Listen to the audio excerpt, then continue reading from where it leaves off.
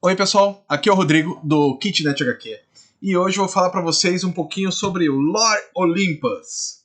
Nossa, como tá muito iluminado aqui, então, ó, esse e esse que é o volume 2 e esse que é o volume 3. Eu sei que há uns 8 ou 9 meses atrás, pelo que eu vi ali no próprio YouTube, o Liber fez a versão do número 1, né? Ele já resenhou esse número 1 aqui. Lá no finalzinho eu vou deixar o link para a resenha dele. Mas eu vou fazer a minha resenha aqui, difere da dele em duas posições. Primeiro, porque eu sou uma pessoa diferente, penso diferente dele.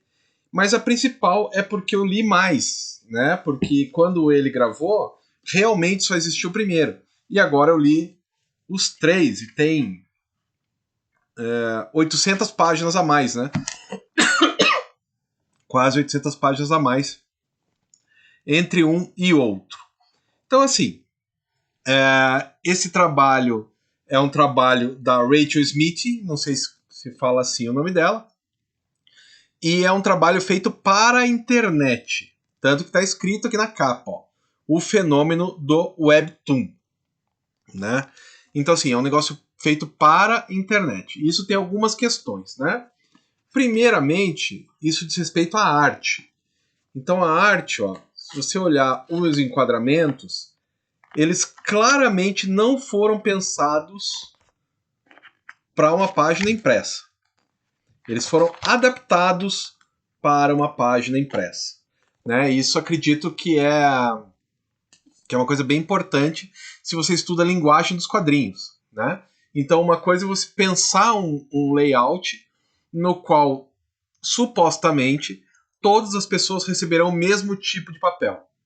Outra coisa é você pensar um tipo de suporte que é diferente quando está no computador, que é diferente quando está no celular, que é diferente quando está no tablet, eventualmente numa televisão, tamanho do monitor, monitor virado, sabe Deus. Então, são dois tipos muito diferentes de diagramação. Né? A gente tem que começar já pontuando isso, porque isso é importante para entender algumas coisas que eu vou falar. Uma outra coisa também que fica marcante, que é da internet, são as cores.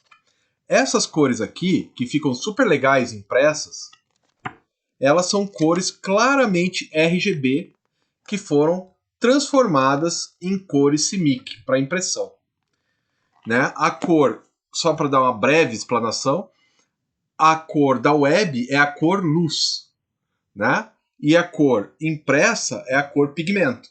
Então são duas coisas muito diferentes entre si, por mais que ambas transmitam cores e acionam os cérebros, os olhos e aquela coisa. Mas você trazer do brilho da tela para o opaco do papel não é uma coisa muito simples, né?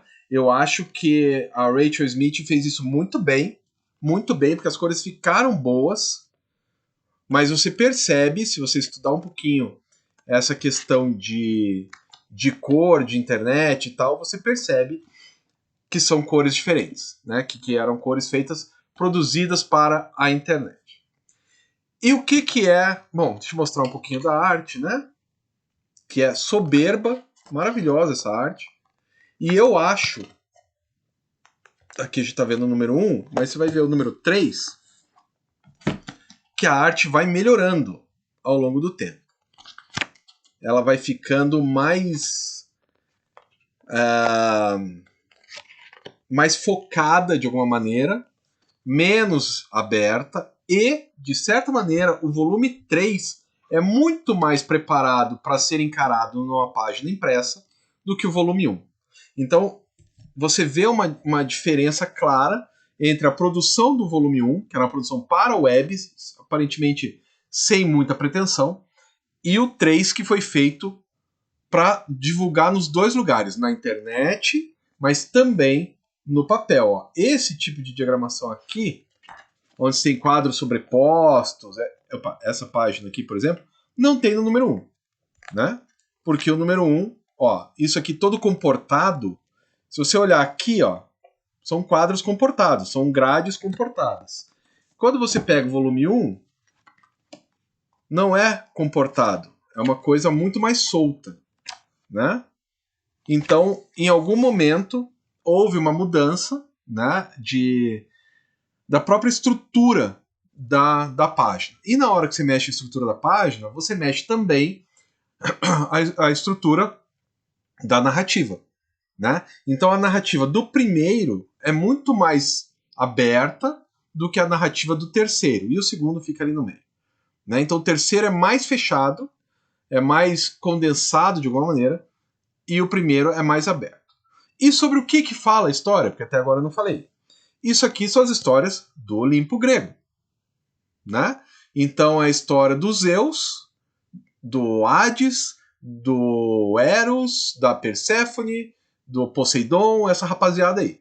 Sendo que a história principal é o Hades, que é o deus do submundo. Não confundir, como confundiram depois na Igreja Católica, dizendo que o Hades é o demônio. Não é essa a ideia, nunca foi. Né? O Hades é o cara do submundo, e ele se apaixona pela Perséfone, que é a deusa da primavera. Né? Então, essa é a ideia básica da coisa. O interessante é que quando você conhece um pouco sobre mitologia grega, você vê que o que a Rachel Smith fez foi adaptar para os tempos atuais, o que é uma coisa muito legal, né? Porque daí você vê um monte de molecada de, sei lá, 14, 15, 16 anos agora se interessando por questões gregas, se interessando pela mitologia grega. E só por isso já vale a pena esse quadrinho existir e ser comprado e ser consumido. Ela pega a questão principal, tudo bem, do Hades com a Perséfone, mas ela pega a psique com o Eros, sabe? Tudo que o Freud depois vai usar na psicanálise tá na mitologia, né? O Freud, assim como Lacan e todos os outros que vieram depois, pegaram da mitologia para tentar trazer para o hoje, e ela faz a mesma coisa fazendo com histórias em quadrinhos, né? Então é muito legal, a trama se desenrola muito fácil. Você senta para ler o primeiro, todos os volumes têm quase 400 páginas, né? Tem 380 páginas cada volume. Você senta e lê em uma horinha.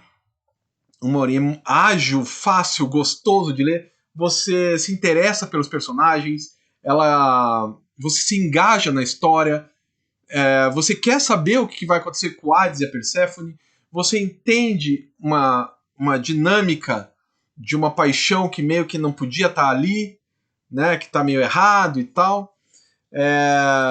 Isso, pô, é um grande elogio, né? É uma grande maneira de você cativar os jovens, principalmente os jovens adultos ou adolescentes e tal.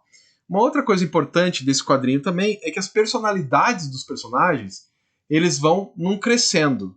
No primeiro volume, o Hades ele é meio caricato, não que ele seja exatamente caricato, mas ele é mais caricato do que o que vem depois. Assim como a Perséfone, né? Que ela é mais menos lapidada, e a Rachel Smith vai lapidando ela ao longo do período que tem, né?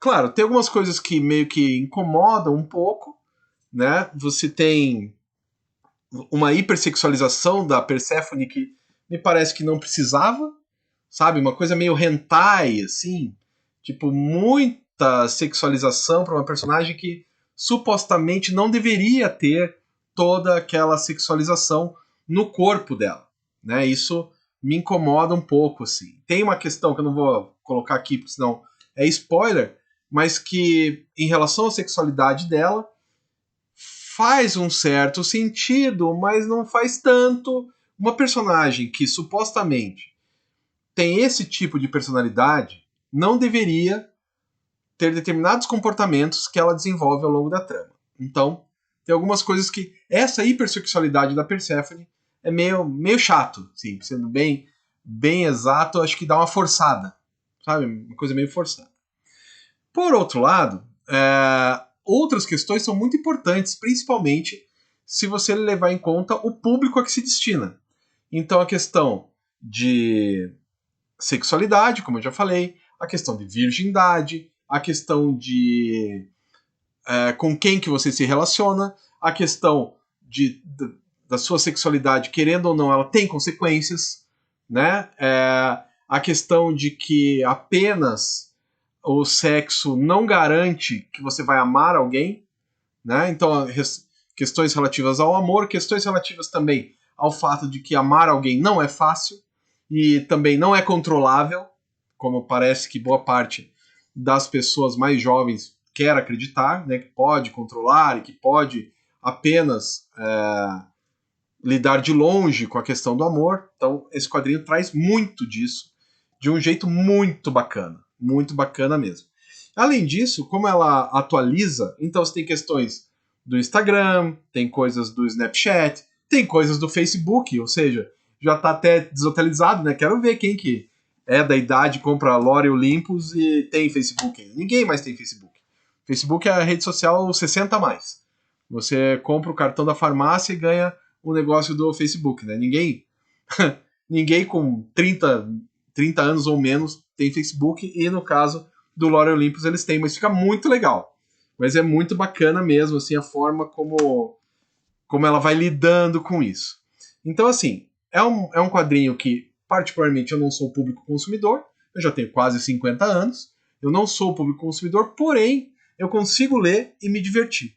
Tem a questão da hipersexualidade da Persephone que me incomoda, tem uma ou outra questão da forma, principalmente no primeiro volume, na forma como foi diagramado, que parece que não casou direito com o papel, mas aí eu teria que ler o original na web e eu não fiz isso, para ver qual foi a dificuldade que eles tiveram, né?